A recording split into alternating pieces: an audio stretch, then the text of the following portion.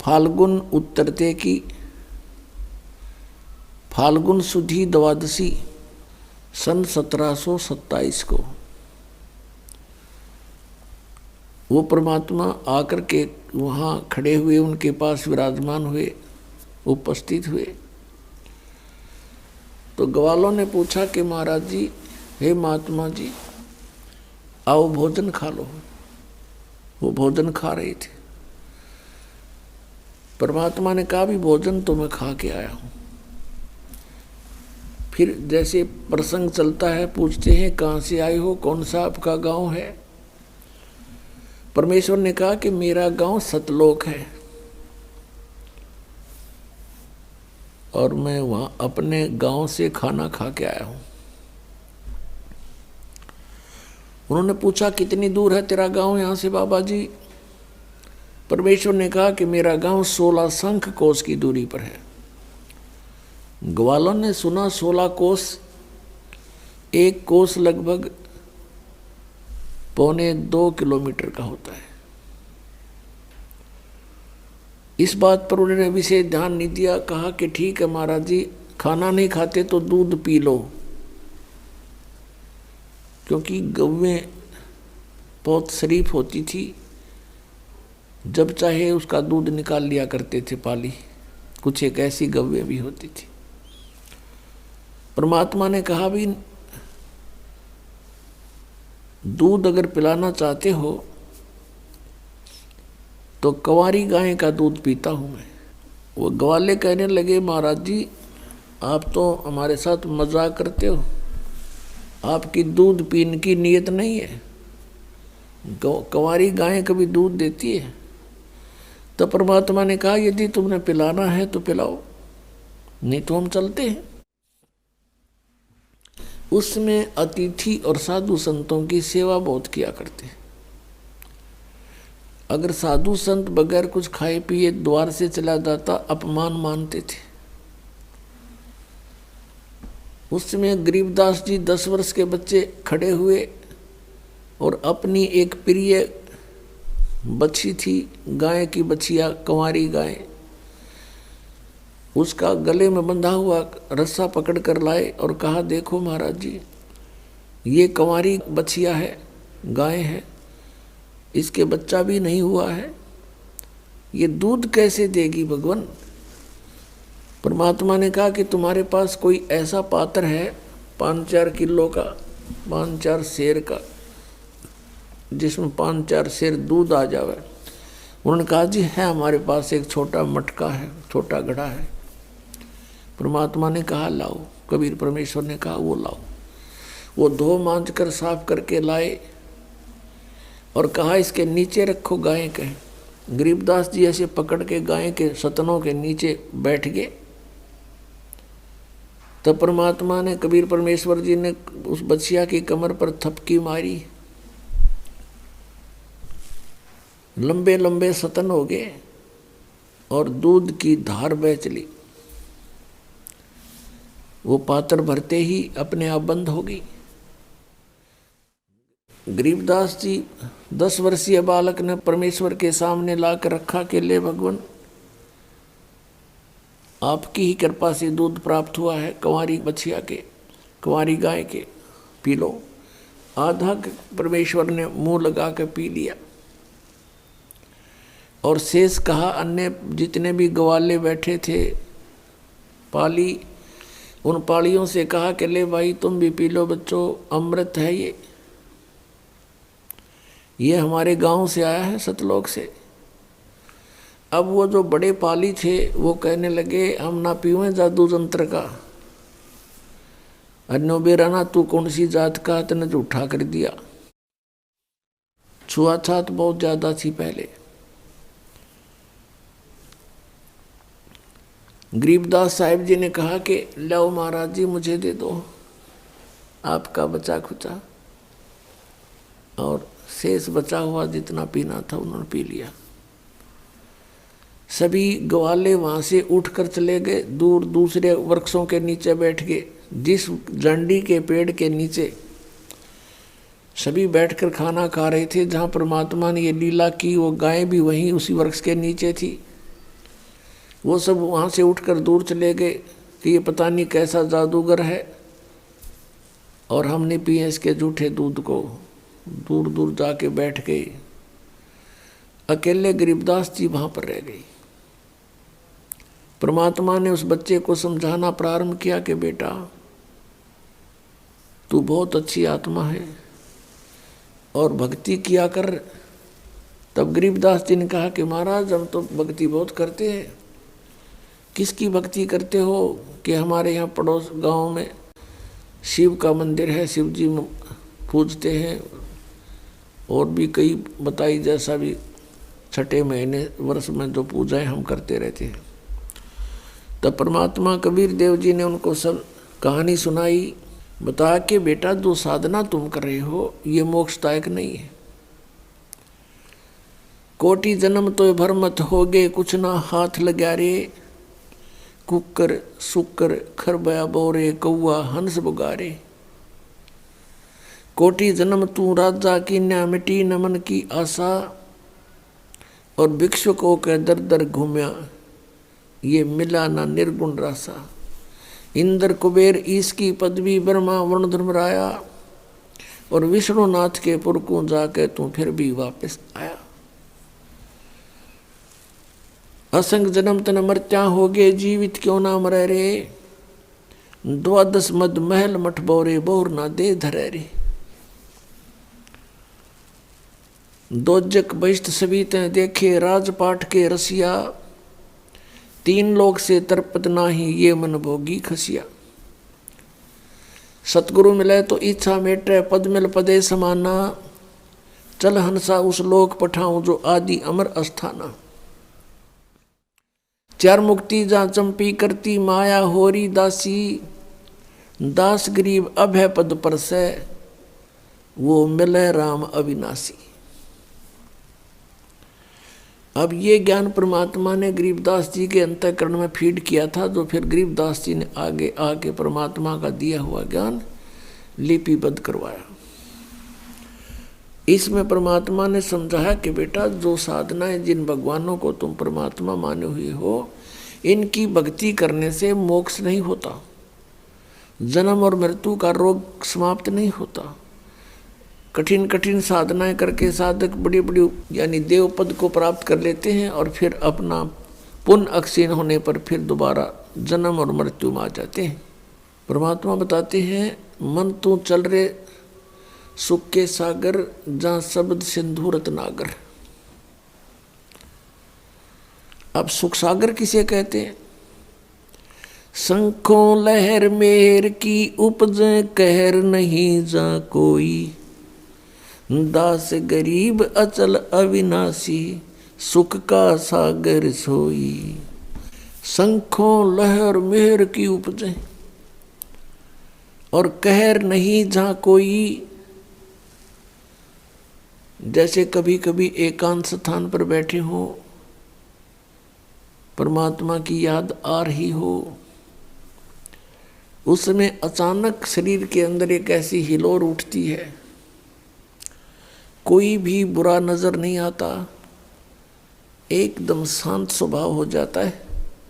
शत्रु के प्रति भी शत्रुता नहीं आती, किसी ने कितना ही दुख दे रखा उसके प्रति भी कोई ग्लानि नहीं रहती। वो लहर थोड़ी सी देर की होती है, उसके चले जाने के बाद कितनी कोशिश कर ले वो भाव नहीं बनता प्राणी का। और उसके बाद फिर वही वो ऐसे है, वो ऐसे है, ऐसे करना है, कोई टेंशन की याद आ जाती है, बहुत सी ऐसी समस्याएं फिर घेर लेती हैं। तो परमात्मा याद दिलाते हैं कि उस सतलोक के अंदर ऐसी हिलोर शंखों वहाँ इतना सुख रहता है सदा। शंखों लहर मेहर की उपजें, और कहर नहीं जा कोई। दास गरीब अचल अविनाशी, सुख का सागर सोई। अचल अमर, जैसे जिसको शाश्वत स्थान कहते हैं, वो सतलोक है, सनातन परम धाम, कभी नाश न होने वाला अमर लोक। और वहाँ अमर पुरुष, सत्य पुरुष, वो परमात्मा है। तो कबीर परमेश्वर जी समझा रहे हैं कि कोटि जन्म तो बरमत हो गए, कुछ ना हाथ लग्या रे। पुण्यात्माओं, जैसे आदरणीय नानक साहिब जी जो सिख धर्म के प्रवर्तक हैं, ये आत्मा सतयुग के अंदर वो अम्बरीश राजा थे। राजा अम्बरीश बड़े भक्त थे, सच्चे साधक थे विष्णु जी के। और दुर्वासा जी एक बहुत बड़े सिद्ध पुरुष थे। दुर्वासा के सामने सब कांपा करते थे। दुर्वासा जी उनके घर पर चले गए और उनको कुछ आध्यात्मिक मार्ग अपने हिसाब से बताने की चेष्टा की। और राजा अम्बरीश ने उनकी उस समय तो स्वीकृति दे दी, लेकिन बाद में अपनी क्रियाएं वही रखी। दूसरी बार जब दुर्वासा जी आए, उसने देखा कि वही क्रियाएं कर रहा, तो उसको बड़े दुख हुआ कि तूने मेरी आज्ञा का पालन नहीं किया। राजा अम्बरीश को समाप्त करने के लिए, मारने के लिए एक सुदर्शन चक्र छोड़ दिया। और वो इतना तेज जैसे आग का पूरा गोला हो, और अम्बरीश की तरफ फेंक दिया। सामने बैठे थे अम्बरीश के चरण छूकर वो सुदर्शन चक्र वापस दुर्वासा को मारने के लिए चल पड़ा। अब दुर्वासा वहां से भाग लिया अपनी जीवन रक्षा के लिए। भगवान ब्रह्मा के पास गया। ब्रह्मा ने मना कर दिया कि ऋषि जी यहाँ से जाओ, ये मेरे बस की बात नहीं है, इसे तेरी रक्षा करना। फिर शिव जी के लोक में गया, दौड़ा दौड़ा ऊपर सिद्धि से उड़कर, और पीछे पीछे सुदर्शन चक्र चल रहा है। शिव जी ने भी देखा कि ये तो बहुत खतरनाक शस्त्र है, और ऋषि जी यहाँ से जाइए, यहाँ से जाइए, मैं नहीं इसे तेरी रक्षा कर सकता। विष्णु जी के लोक में गई, और विष्णु जी का पुजारी था अम्बरीश। तो विष्णु जी ने पूछा कि क्या बात करी, क्या गुस्ताखी कर दी ऋषि जी आपने। तब उसने सारी कहानी बताई कि गलती मेरी ही है। तब विष्णु जी ने कहा कि ऋषि जी, ये भक्ति मार्ग है, आप जाओ और राजा अम्बरीश के चरण छुओ, वो अक्षमा करेंगे तो तू अक्षमा होगा, अन्यथा नहीं। अब वहाँ उसके पैरों तले की जमीन खिसकी। दुर्वासा ऋषि के हाथ जोड़कर कहता, भगवान आपके दरबार में मेरी रक्षा नहीं है, और कहाँ होगी। विष्णु जी कहने लगे, आप जाइए, जो मैंने कहना तो कह दिया। अब दुर्वासा वहाँ से भाग गया। फिर आकाश में उड़कर पीछे पीछे वो सुदर्शन चक्र अम्बरीश राजा के चरणों में आकर के वो दुर्वासा गिर गया और कहा, मेरी रक्षा करो, मुझे बचा दो। तब अम्बरीश राजा ने कहा कि ऋषि जी, मैंने कुछ नहीं किया, आपका किया आपको मिला है। और बात सुनो ऋषि जी, ये भक्ति मार्ग है, इसमें किसी के साथ जोर जबरदस्ती नहीं करनी चाहिए। अपना ज्ञान तो कोई मानता ठीक है, नहीं मानता तो नहीं। तब उसने पकड़ के सुदर्शन चक्र को शांत कर दिया अम्बरीश राजा ने, और पकड़ा दिया, ले तेरा शस्त्र। जान बची लाखों पाए, 100 शुक्र मनाए हे ऋषि जी। ऋषि ने कहा कि राजन, आप तो सचमुच सच्चे भक्त हो, मुझसे गलती हो। अब वो राजा अम्बरीश अगले जन्म में त्रेता युग में जन्मा। तब तक वो स्वर्ग आदि में अपना पुण्य अक्षीण करता रहा। त्रेता युग के अंदर राजा जनक बने वही आत्मा अम्बरीश वाली। ऋषि सुखदेव जैसे महर्षि को कहीं ठिकाना नहीं मिला, राजा जनक से उपदेश लिया, तब उसका कल्याण हुआ। इनका कल्याण कितना होता है, स्वर्ग तक पहुंच जाते हैं उन साधनाओं से। बस इसी को ये कल्याण मानते थे। अब दास जो आपको समझाना चाहता है, हम उसी पॉइंट पर आते हैं। अब राजा जनक जब अपना समय पूरा करके जाने लगा, विमान आया विष्णु के लोक तक। विष्णु का पुजारी था, विष्णु जी के लोक से विमान आया, उसमें बैठकर राजा जनक जा रहे हैं। अब इस काल के जाल को समझना है हमने, हम कैसे मार खाते हैं। अब जब इसका विमान जा रहा था तो रास्ते में एक नरक था, उसमें 12 करोड़ आत्माएं अपना पाप कर्म भोग रहे थे। हाहाकार मची थी, चिल्ला रहे थे, उनको कूटा जा रहा था, बुरी तरह पीटा जा रहा था, और किसी को कहीं यातनाएं, भयंकर यातनाएं दी जा रही थी। तब राजा जनक, क्योंकि साधु संत दयालु होते हैं, उन्होंने कहा अपने विमान चालकों से कि मेरा विमान रोको। विमान रोक दिया और पूछा कि ये रोने की आवाज़ कहाँ से आ रही है, पता करो।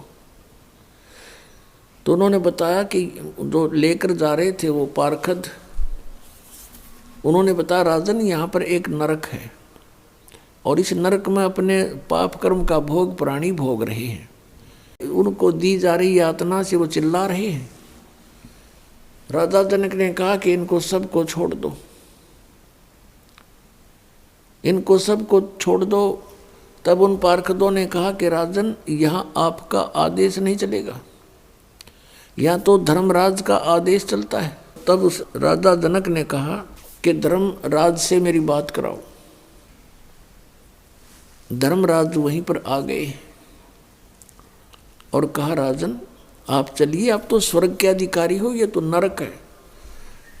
तब राजा जनक ने कहा कि आप इन सबको छोड़ दो और मेरे साथ स्वर्ग भेजो तो मैं जाऊं, नहीं तो मुझे यही छोड़ दो, मुझे भी इनके पास ही छोड़ दो। अब इतने दयालु थे पुण्यात्मा, ये दयालुता के काम आवेगी हमारे इस तरह की, हम मार न्यू खाते हैं। अब धर्मराज ने कहा कि ऐसे नहीं आपको यहाँ छोड़ सकते, आपको स्वर्ग के अधिकारी हो, स्वर्ग जाना पड़ेगा, ये नरक के अपना भोगेंगे कर्म, यहाँ तो जैसा कोई करेगा वैसा भोगना ही पड़ेगा। तो राजा जनक ने कहा कि फिर मुझे भी यहीं छोड़ दो, मैं नहीं जाने का। फिर धर्मराज ने एक विकल्प निकाला कि ऐसा करो, आप अपने कुछ पुण्य दे दो इनको, अपने पुण्य संकल्प कर दो, उन पुण्यों के आधार से इनको तेरे साथ वहां भेज देंगे। राजा जनक ने आधे पुण्य दे दिए अपने सारे। इन पुराणों के अंदर राजा जनक की जो हिस्ट्री हम पढ़ते हैं उसमें लिखा कि इन्होंने बहुत बड़े बड़े यज्ञ करे, लाखों करोड़ों व्यक्तियों को वहाँ पर साधु संतों को भोजन करे, भंडारे करे, गौएं दान करी ब्राह्मणों को, ऐसे यज्ञ किया करता था। अब जो पुण्य किए थे उनमें से आधे उन 12 करोड़ को दे दिए। वो 12 करोड़ आत्माएं नरक से निकाल ली गई, विमान में बैठा करके उनको भी राजा जनक के साथ स्वर्ग भेज दिया। अब पुण्यात्मा, जब तक राजा जनक के द्वारा दिए गए पुण्य उनके साथ हैं, जो 12 करोड़ नरक भोग रही थी आत्माएं, तब तक वो स्वर्ग में रहेंगे। और वो स्वर्ग के अंदर उनके पुण्य जब अक्षीण हो जाएंगे फिर पुनः उसी नरक में डाले जाएंगे, क्योंकि उनका फिर वो पाप कर्म भी अभी शेष है। और दूसरी तरफ राजा जनक के आधे पुण्य तो वहाँ गए, बाकी इसने वहाँ स्वर्ग के अंदर नाच कूद करके, गाने गुणे देख सुन के वहाँ किए, इनके कर्म बिगड़वा दिए, पुण्य समाप्त हो गए। उसके बाद फिर राजा जनक का जन्म हुआ, उसी आत्मा का, अमरीश वाली आत्मा का। भारतवर्ष में पहले ज्वाइंट भारत था, जो पश्चिमी पाकिस्तान के तलवंडी गांव में श्री कालूराम मेहता खत्री अरोड़ा के घर पे, और उनका नाम रखा गया नानक चंद। अब पहले जब यही पुण्यात्मा राजा थे, राजा अम्बरीश राजा जनक रूप में, तो इनके लाखों नौकर होते थे, सैनिक होते थे। पुण्य क्षीण होने के बाद वही आत्मा फिर स्वयं एक सुल्तानपुर नगर में, सुल्तानपुर शहर में एक नवाब के यहाँ स्वयं नौकर लगे। और यदि परमात्मा उनको नहीं मिलते तो इस कलयुग में तो पाप ही पाप हैं, कोई पुण्य बनता ही नहीं। तो वही आत्मा फिर 84 लाख योनियों में चले जाते हैं। वो परमात्मा कितने दयालु हैं। अब इस प्रसंग को यहीं समाप्त करते हैं। अब हम फिर आते हैं वापस कि कोटि जन्म तन भर मत होगे, कुछ ना हाथ लगा रे। कुकर सुकर खरबया बोरे, कौआ हंस बुगारे। कोटि जन्म तू राजा की, ना मिटी न मन की आशा। भिक्षुक होके दर दर घूम्या, वो मिला ना निर्गुण रासा। कोटि जन्म तू राजा की न्या, है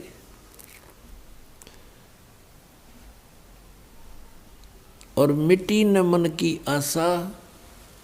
जैसे पहले जन्म में कोई राजा बनता है तो भी वही इच्छाएं होती हैं, दूसरे जन्म में राजा नहीं बना है तो राजा बनने की चेष्टा प्रयत्न रहता है। फिर क्या बताते हैं कि कुकर सुकर खरबया बोरे, कौआ हंस बुगारे। पुण्यात्माओं, कुत्ते गधे सुअर की योनियां हम भोगे हैं, और हम स्वर्ग में देवता भी बने हैं, हम राजा भी बने हैं। ये ना सोचो कि हम आज यही जो आज हमारी स्थिति है हम सदा ऐसे नहीं, और 84 लाख योनियों में भी हम गए हैं, कुत्ते गधे के शरीरों में भी हम रहे हैं। ये सत्य विधान है यहाँ का, ये सत्य मान लेना कोई, क्योंकि हम भक्ति से बहुत दूर, परमात्मा के विधान से हम परिचित नहीं। और जिन ऋषि महर्षियों को हम परमात्मा प्राप्त मानते थे उनके पास खख नहीं था, वो कुछ नहीं जानते थे भगवान के विषय में। जिस कारण से आज हम परमात्मा के उस नियम से बहुत अपरिचित हो गए। हमें अब मनुष्य जीवन में जो सुविधाएं हैं इनको पाकर हम ये सोच बैठे हैं कि हम ऐसे ही मौज रहेगी, इसको मौज मान रहे हम। जो थोड़ा सा राहत हमें अन्य प्राणियों से ठीक सी महसूस हो रही है, लेकिन हम अन्य योनियों में भी बहुत कष्ट उठा चुके हैं। तो क्या बताते हैं, कुकर शुकर खरबया बोरे, कौआ हंस बगारे। कोटि जन्म तन भर मत होगे, कुछ नहीं हाथ लगा रे। आप यहाँ देखते हो बहुत से उदाहरण ऐसे, जैसे एक पोलैंड देश का एक कैबिनेट यानी पूरा मंत्रिमंडल एक ही जहाज में कहीं जा रहे थे सारे, किसी का शोक व्यक्त करने, और वो जहाज क्रश हो गया, दुर्घटनाग्रस्त हो गया। उसमें 97 बताओ 97 सदस्य थे, सारे मंत्री, फिर MP और प्रधानमंत्री उनका, वो सारे के सारे उसी में मृत्यु को प्राप्त हो गए। गए थे दूसरे का शोक व्यक्त करने, आप ही बीच में रह गए। अब उसको क्या हाथ लगा, प्रधानमंत्री बना हुआ था। और भी यहाँ बहुत से प्रमाण हैं, जैसे एक मुख्यमंत्री आंध्र प्रदेश के थे, हेलीकॉप्टर से यात्रा कर रहे थे, दुर्घटनाग्रस्त हो गया।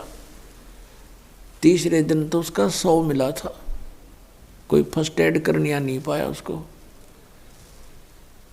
ऐसे ही अरुणाचल प्रदेश का एक मुख्यमंत्री, 7 दिन में लाश मिली थी उसकी, ऐसे ही हेलीकॉप्टर से उसके गिर जाने से जंगल में पहाड़ों पर मृत्यु को प्राप्त हुआ था। और उन व्यक्तियों की कितनी आशाएं थी,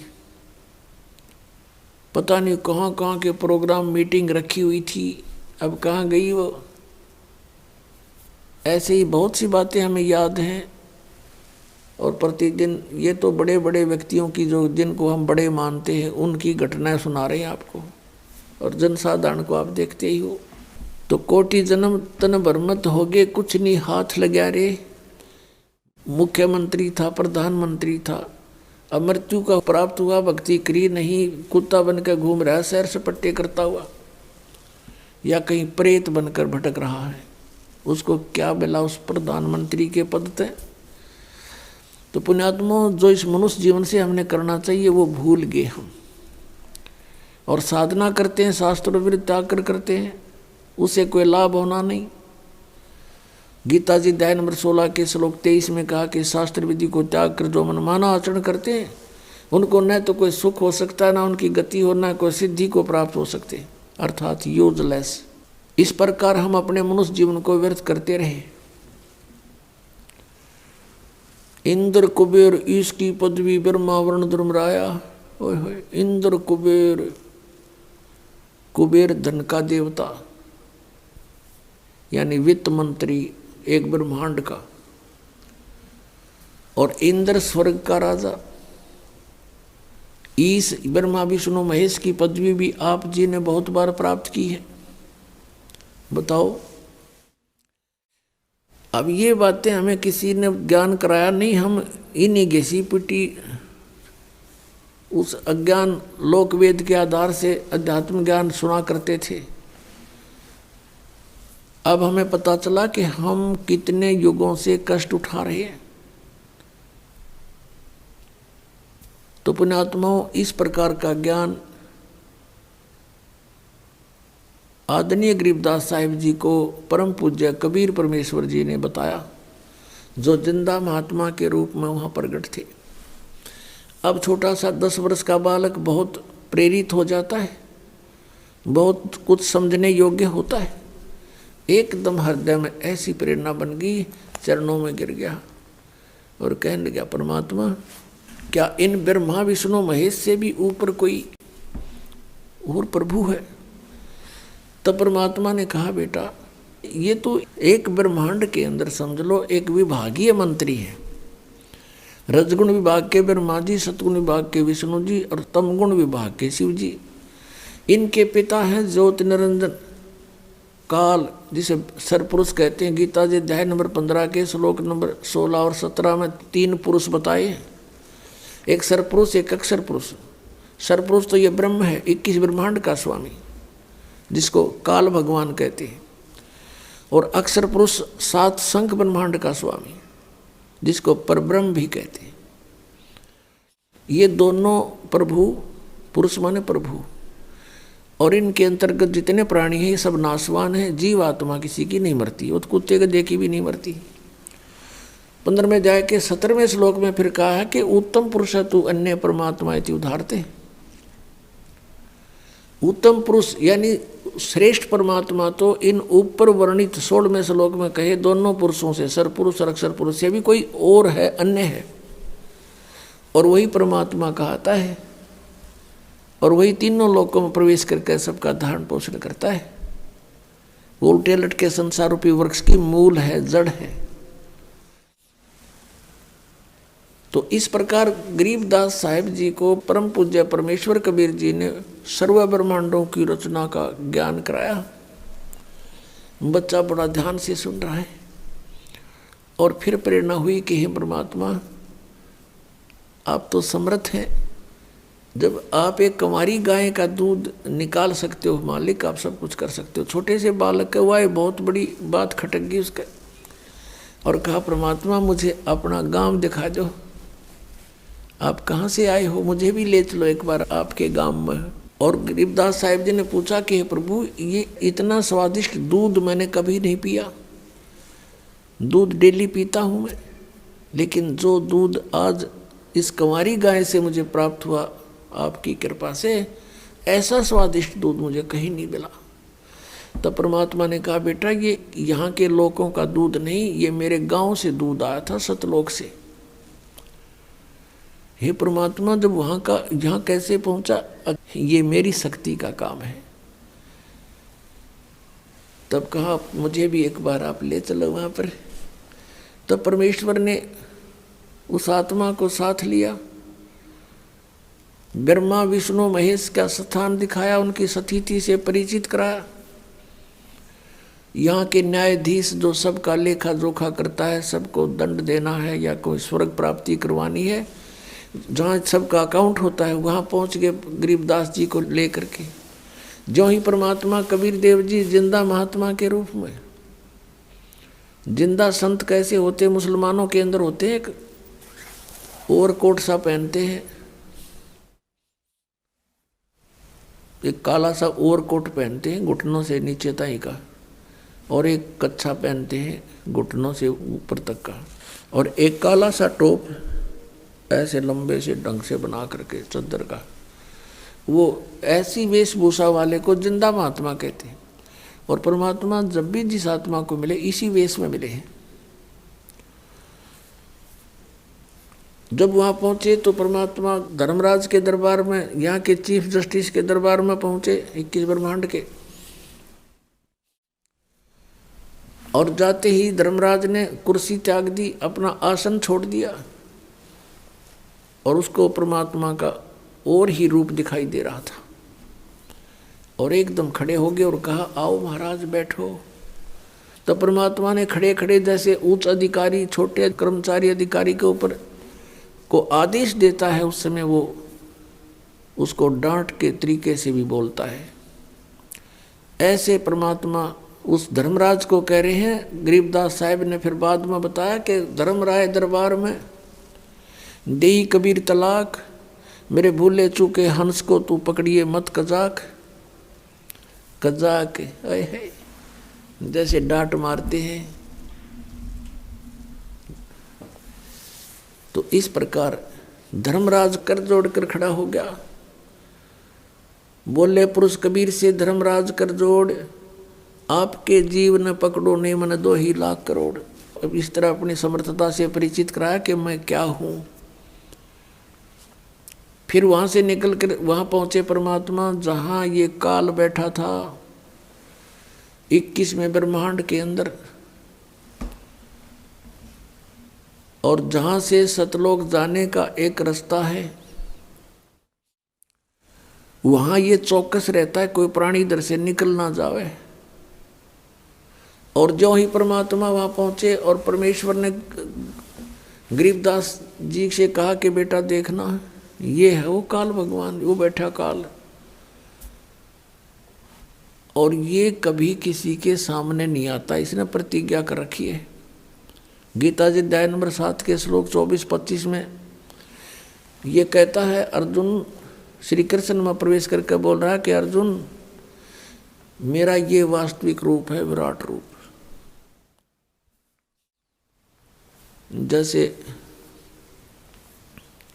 11वें अध्याय के 47, 48, 32 और 21 में अर्जुन भी उसको आंखों देख करके विवेचन करता है, बता रहा है, और वो खुद भी कहता मैं काल हूँ और अब प्रगट हुआ हूँ, और ये है असली रूप मेरा, जिसको देखकर अर्जुन जैसे योद्धा भी कांप रहे थे। तो ये 7वें अध्याय के 24-25 में कहता है कि अर्जुन मैं अपनी योग माया से छुपा रहता हूँ, मैं कभी किसी के समक्ष नहीं होता अपने इस ओरिजिनल रूप में जो मेरा काल रूप है। तो वहाँ वो अपने काल रूप में बैठा था। परमात्मा को देखकर वो एकदम चौकस हुआ कि कौन आ गया इधर।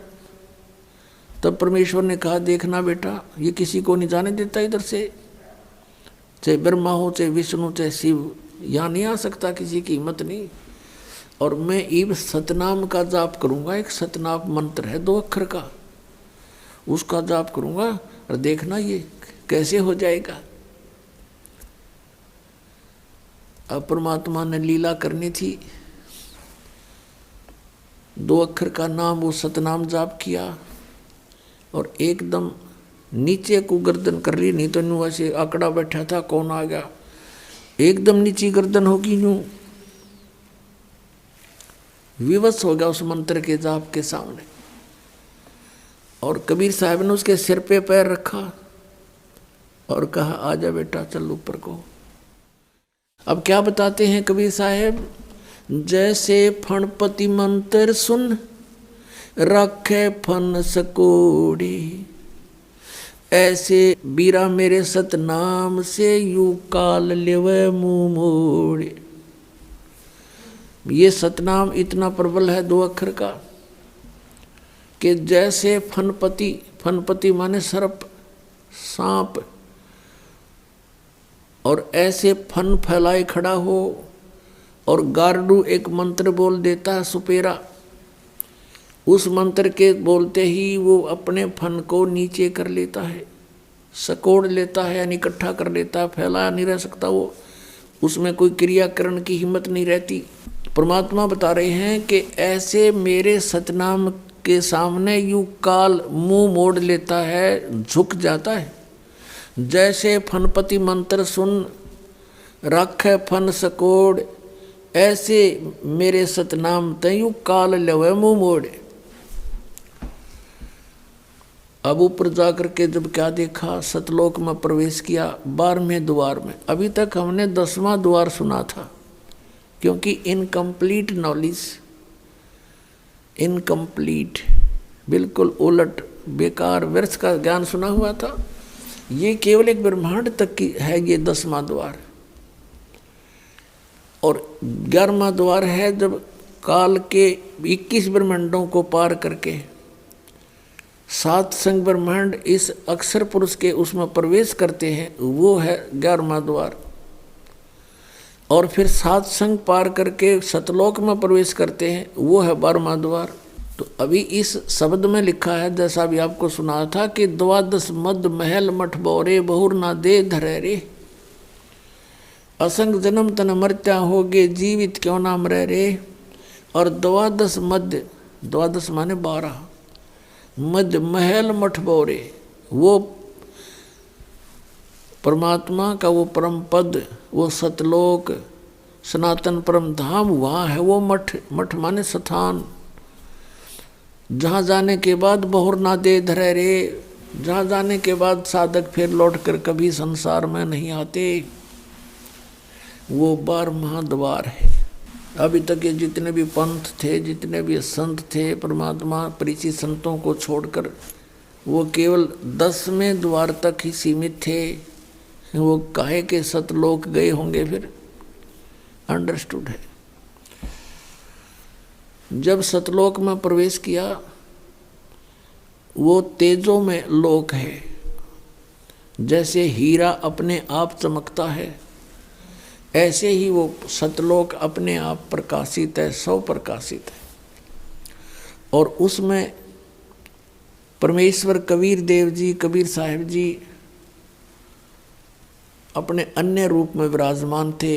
जैसे आपने कबीर परमेश्वर जी का शब्द सुना है, करने नो दीदार मैल में प्यारा है। और लास्ट में फिर बताया है कि उस परमात्मा के एक रोमकूप में करोड़ सूर्य मिला दे, करोड़ चंद्रमा मिला दे, ऐसा उस एक रोमकूप का की रोशनी भी अधिक है। ऐसा सतपुरुष दीदारा है, सतपुरुष के ऐसे दर्शन है। तो वहाँ जब परमात्मा तख्त पर विराजमान थे, सिंहासन पर विराजमान थे, नीचे से जिंदा वाले महात्मा के रूप में भी वो परमात्मा गए नीचे से, अपने ही दूसरे रूप पर जो सिंहासन पर विराजमान है, करोड़ सूर्य करोड़ चंद्रमा मिला दे एक रोमकूप की इससे भी अधिक रोशनी वाले तेजों में शरीर में मनुष्य सदृश शरीर में विराजमान है। उन पे चौर करने लगे, जिंदा वाले रूप में नीचे से गए थे जो। अब गरीबदास जी ने सोचा कि ये है भगवान, ओहो कितना सुंदर है, कैसा चेहरा है, कैसा नूर है इसका। और यहाँ ये जो महात्मा नीचे से आया है, ये कोई यहाँ का नौकर लगता है।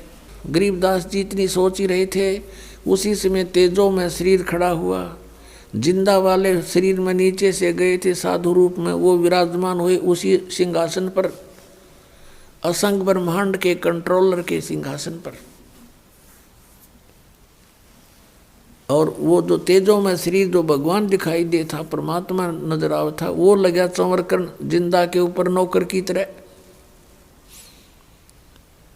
अब गरीबदास जी सोच रहे हैं भगवान कौन सा इनमें, ये महात्मा भी खूब है भाई, इसके ऊपर परमात्मा चंवर कर रहा है, इसकी सेवा कर रहा है। इतने में क्या हुआ कि वो तेजों में शरीर जिंदा वाले शरीर में समा गया। अकेले कबीर परमेश्वर जी जिंदा महात्मा के रूप में जो नीचे से गए थे वही विराजमान है, चंवर अपने आप घूम रहा है ऑटोमेटिकली। तब परमेश्वर ने कहा कि बेटा मैं सारे ब्रह्मांडों का मालिक हूँ, सब ब्रह्मांड मैंने रचे हैं, सभी प्राणियों जीवों की उत्पत्ति भी मैंने की है। फिर सारी कहानी बताई कि यहाँ से वो जो नर वहाँ दुख पा रहे हैं काल के लोक में, वो कैसे वहाँ गए। सारी कथा सुनाई कि तुम सभी यहीं रहा करते थे, ये सब के आपके मकान, ये स्थान खाली पड़े हैं। जितनी प्राणी वहाँ गए हैं, चींटी से हाथी तक, रंक से राजा तक, ये सभी यहाँ रहते थे, ये सारे खाली पड़े इनके। इनमें मस्ती लगी, सुख था घना। और यहाँ एक ज्योत निरंजन नाम का अंडे से निकला हुआ प्राणी था, आत्मा था, उसने कुबद छाई एक पैर पे खड़ा होके तप करने लगा। उसके ऊपर ये सब आसक्त हो गए, उसकी उस ड्रामाबाजी को देखकर, उसकी एक्टिंग को देखकर, जो आजकल के लोग में कष्ट पा रहे हैं। मैंने बहुत बार उनसे कहा कि तुम मस्त रहो बच्चों, इसकी क्रिया को मत देखो। ऊपर से तो वो सावधान हो जाते थे, अंदर से कसक घनी बन गई, उस पर आसक्त हो गए, हृदय से चाहने लगे। जब उसने कहा कि मुझे जीव दे दो, तो मैंने उनसे पूछा था क्या तुम जाना चाहते हो, सभी ने स्वीकृति दे दी थी, इसलिए उसके साथ भेजने पड़ गए मुझे। और देखो बेटा यहाँ कितना सुख है और वहाँ क्या हो रहा है। कभी फ्लड आ जाता है, कभी अकाल गिर जाता है, किसी की रोग से मृत्यु, कभी महामारी फैल जाती है, कहीं जल उपलब्ध नहीं है तो कहीं फ्लड ही फ्लड है। ऐसे स्थान पर चले गए, इस सर्व सुखदायी प्लेस को छोड़कर, स्थान को छोड़कर। अब गरीबदास जी बालक थे, आंखों में आंसू आ गए और कहने लगे भगवान हम तो घने नालायक हैं, हम तो महान पापी आत्मा हैं। हमने देखो एक कैसे भरी थाली का ठोकर मारी, यहाँ सब कुछ उपलब्ध है, हरे भरे बाग हैं, सर्व यानी सदाबहार फल फ्रूट हैं, सदाबहार बेल हैं, सब तरह के यहाँ पर दूधों की नदी बह रही है। और हम वहाँ उस कंगाल लोक में चले गए और कहा भगवान मुझे यहीं रख लो दाता, वहाँ मत भेजो। तब परमात्मा ने कहा बेटा ऐसे नहीं, आपको जाना पड़ेगा और मैं आपको ऐसा मंत्र दूंगा सतनाम, 2 अक्षर का, उस सतनाम के जाप को करना और मेरी महिमा को सुनाना सबको। आपने ये देख लिया भगवान कौन है और भक्ति करके आप यहाँ आ सकते हो। आप जब यहाँ से गए तो बहुत पुण्य थे आपके, अब वहाँ पुण्य रहे नहीं, उसने अब लूट लिया तुम्हारे को। और फिर वो इतना ही समर्थ सक्षम होकर तुम यहाँ आ सकते हो भक्ति के बल से। और एक मंत्र में ऐसा दूंगा तुम्हें, अभी बताना नहीं किसी को, लेकिन लिख देना सारी वाणी में, मैं तुझे एक वाणी दूंगा, एक ज्ञान भरूंगा तेरे अंतःकरण में, उसको फिर तू बोल बोल के सुनाना। गरीबदास जी से कहा बेटा आपको जाना पड़ेगा, आपके भाई बहन हैं, वो काल से भ्रमित हैं, उनको ये ज्ञान सुनाना अति अनिवार्य हो गया। तब गरीबदास जी ने कहा जो आपकी आज्ञा प्रभु, मेरे साथ रहना मालिक, बहुत गंदा लोक है वहाँ, तो विचलित हो जाऊं कहीं मैं परमात्मा। परमेश्वर ने कहा बेटा घबरा मत, मैं तेरे साथ रहूँगा। ज्यों बच्छा गऊ की नज़र में, यूं साईं को संत, और भक्तों के पीछे फिरे वो भगत वत्सल भगवंत। अब उधर से क्या होता है, फिर बताया कि बेटा मैं 120 वर्ष बनारस में काशी में रहा हूँ। 120 वर्ष में काशी में एक कबीर नाम से धानक जुलाहे रूप में लीला की मैंने, और मेरा उद्देश्य वहाँ था जनता को समझाना, तत्व ज्ञान बताना, और वो ज्ञान मैंने वहाँ लिपिबद्ध करवाया था अपने मुख से बोल कर, यथार्थ ज्ञान। अब उसमें काल के दूत प्रवेश हो चुके हैं, उन्होंने उस वाणी को बहुत सा खराब कर दिया है, उस ज्ञान को। अब मैं तेरे अंदर वो ज्ञान पुनः भरूंगा और आप वहाँ जाकर इसको प्रकट करना, और आने वाले समय में आपके भाई बहन आत्माओं को, पुण्य आत्माओं को काम आवेगा। अब गरीबदास जी ने ये बात बहुत अच्छी लगी। फिर कबीर परमेश्वर जी ने कहा कि मैं ही मिला था किस किस को, नानक साहब को मैं मिला बेई नदी के ऊपर, और वहाँ से फिर उनको अंतर ध्यान करके यहाँ लाया था। उसको भी ऐसे ही आपकी तरह सारी सतीथि से परिचित करा करके वापस भेजा था। वो भी श्री विष्णु जी का पुजारी था, गीता जी का पाठ किया करता था, श्री कृष्ण से ऊपर परमात्मा नहीं मानते थे। और जब देखा यहाँ का सारा माहौल, तब जाके उन्होंने नौकरी भी त्याग दी थी और घर छोड़ करके मेरे पास बनारस में आए थे। वहाँ से उनको मैंने सतनाम दिया था और उनको बोल दिया था कि बच्चा अभी किसी को बताना नहीं। और ये पिछली पीढ़ी जो अब समय आया है, मोक्ष मार्ग, मोक्ष युग है, अब मोक्ष का समय है, अब ये भक्ति युग आ गया युग, और इसको दूसरे शब्दों में निर्वाण युग भी कह सकते हैं। मोक्ष युग, मोक्ष का समय आ गया। तब तक इस तत्व ज्ञान को छुपा के रखना है, लेकिन लिख देना, अपनी लिखवा देना, बोल देना अपनी वाणी में, लेकिन किसी को बताना नहीं है सतनाम, नहीं तो बात बिगड़ जाएगी। जब परमात्मा को नानक साहब जी ने सचखंड में देखा था, जिंदा वाले महात्मा के रूप में, जैसे नीचे से लेकर गए थे, जिस रूप में जैसे गरीबदास जी को लेकर गए, और फिर वही लीला परमात्मा सबके साथ करते हैं, वहाँ दूसरे रूप में भी विराजमान थे, वैसे ही वहाँ चौर करने लगे। फिर वो तेजों में शरीर खड़ा हो गया, नीचे से नानक साहब जी के साथ जिंदा रूप में गए थे परमात्मा, वो उस तख्त पर विराजमान हो गए, और ऐसे ही चमर हुआ था।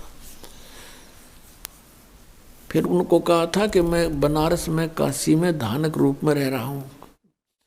आदरणीय नानक साहब जी, परम पूज्य कबीर परमेश्वर जी समकालीन थे, कम से कम 45 वर्ष वो समकालीन रहे हैं। तो जब वहाँ जाकर देखा बनारस में, तीसरे दिन वापस आए, सबने नानक साहब जी को नदी में डूबा मान लिया था। अगले दिन, तीसरे दिन जब वहाँ प्रकट हुए, खुशी की लहर छा गई, लेकिन नानक जी बदले बदले थे। पहले वाले नानक जी का स्वभाव वो नहीं था। नौकरी त्याग दी, वहाँ से वापस चल पड़े। कहाँ चले? बनारस में आए, काशी में आया, देखा तो वही परमात्मा जो असंख्य ब्रह्मांड का स्वामी वहाँ जुलाहे के रूप में बैठकर कपड़ा बुन रहा है खड्डी में, उसको देखकर हैरान रह रहे हैं। कहते हैं, फाई सूरत मलुक की वेश, ए ठगवाड़ा ठगी देश, खरासियाना बोता बार। ये धानक रूप रहा करतार, लोगों देखो ये धानक रूप रहा करतार, ये बैठा परमात्मा, ये मालिक बैठा। अब आसपास के दुल्हाई इकट्ठे हो गए। उन्होंने पूछा, कहाँ से आए हो भक्त? नानक जी ने बताया कि मैं पंजाब से आया हूँ। पहले पंजाब था ये सारा, पश्चिमी पाकिस्तान भी पंजाब प्रांत था। तो बनारस के, काशी के जुलाहे कहते हैं कि देखो इस पंजाबी की अकल मारी गई, नीरू के पुत्र को ये भगवान बताता है। तब परमेश्वर ने कहा था कि नानक जी से कि प्यारी आत्मा, अब तेरी कोई नहीं सुनेगा, लेकिन जो तूने देखा है ये सत्य है, और इसका ढंढोरा पीटते। 12 वर्ष तक नानक साहब जी ने जगह जगह घूम घूम कर प्रचार किया परमात्मा का, लेकिन किसी ने नहीं माना।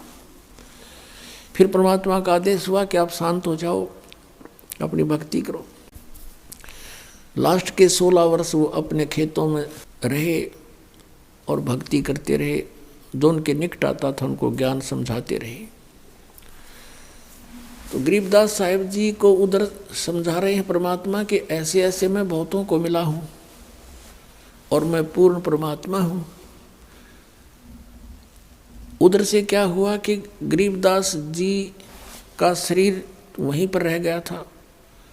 जो गवाले थे, पाली थे, दूसरे गौवें चरा रहे थे, उन्होंने 1-2 घंटा के बाद देखा, क्योंकि उसमें टर्न होती है इन पालियों की, 2 घंटे, 1 घंटा वो गौवों को संभालेगा, 1 घंटा वो संभालेगा, इस साइड में वो, उस साइड में वो, कहीं किसी की खेती में ना नुकसान कर दें पशु, इस तरह।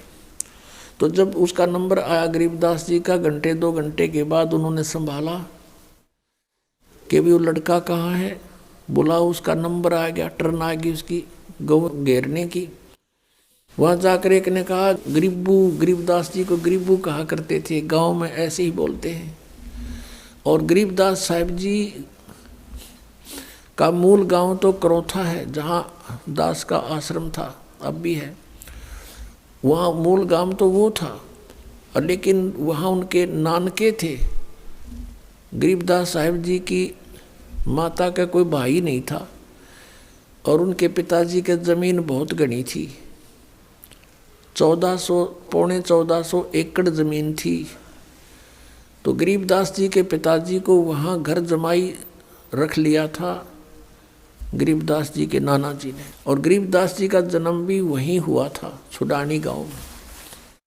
तो वो लड़की का लड़का था वहाँ पर। तो कहने लगे, अरे वो लड़की का लड़का कहाँ लाओ, बुलाकर। आके उन्होंने आवाज़ लगाई, अरे गरीबू आजा, तेरा नंबर आ गया। अब गरीबू तो पहुँच रहा सतलोक में, वो तो यहीं का मटेरियल था, यहीं छोड़ना ही था, वो छोड़ के चले गए।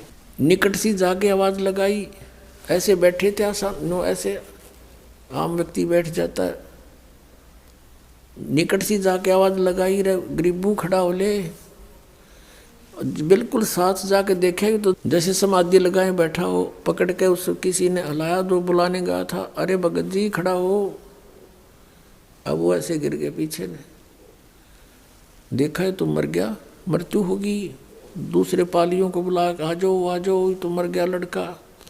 सब भाग कर आए, देखा सचमुच ये तो मर गया।